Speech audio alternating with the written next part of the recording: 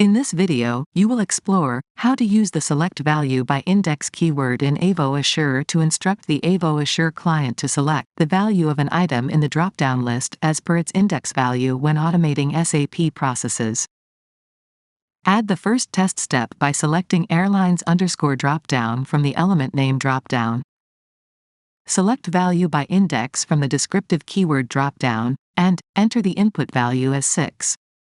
Now, save the designed test steps and debug them.